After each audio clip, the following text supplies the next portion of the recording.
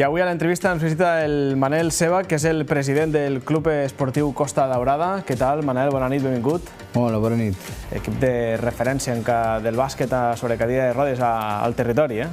Pues sí, i el més antic, eh? Quants anys? El més antic de Catalunya, 75 anys. 75 anys, el més antic de Catalunya. Sí.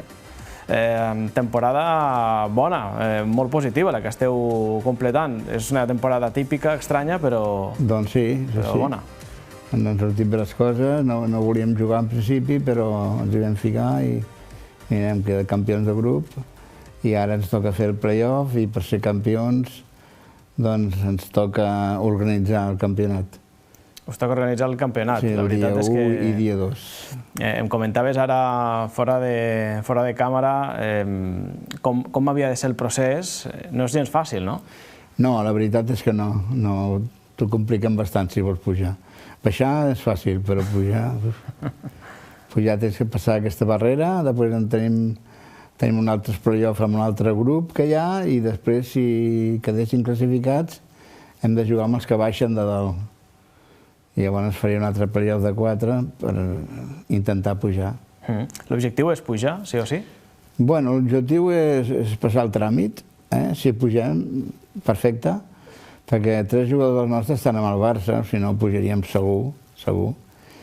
Però l'any vinent, si no és aquest, ho intentarem, Ho intentarem de totes, perquè ja els hem guanyat, en tots els que juguem, ja els hem guanyat.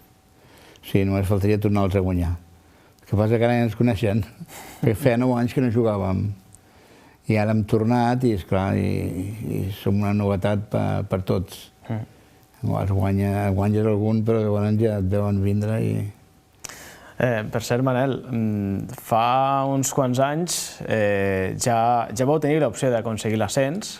De fet, el vau aconseguir, però vau acabar renunciant a la plaça per temes econòmics. Us trobeu ara mateix en la mateixa situació. Aquest cop, si es produeix l'ascens, l'acabaríeu acceptant, l'acabaríeu pujant de categoria o no? La diferència és aquesta, amb fa 9 anys, que enguany pujaríem. Pujaríem i ens tocarà treballar molt per aconseguir sponsors, perquè cada cop és més car tot.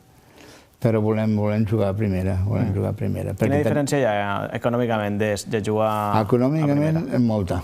La veritat és que són 25-30.000 euros aquesta i 50-60 l'altra, i ja no et parlo de la divisió d'honors. És a dir, que si voleu aconseguir l'ascens, l'any vinent hauríeu de doblar el pressupost. Sí, exacte. Doncs molta feina per davant, Sí, el que passa que volem muntar una revista. Aquest any no ho hem pogut fer degut a l'epidèmia, clar. Si està tot tancat pràcticament, no pots demanar a ningú calés, ni pots anar a fer intercanvi comercial. Una revista al mateix club? Sí, una revista mensual, en la qual viurem de la propaganda. I això ja hem fet càlculs i tot i ens pot sortir bé, però clar, sempre quan estigui els comerços oberts. Bé, doncs veurem si s'acaba donant a terme el projecte i també, sobretot, l'ascens. Estarem molt pendents. Manel Ceba, ho deixem aquí. Moltíssimes gràcies per acompanyar-nos al Cercle Central aquesta nit. A vosaltres, us espero el dia 1 i el dia 2. Dia 1 i 2 de març? 1 i 2, sí. L'1 tot el dia i el diumenge al migdia. De març o de maig? No, de maig. De maig, 1 i 2 de maig. De maig. M'havia equivocat jo.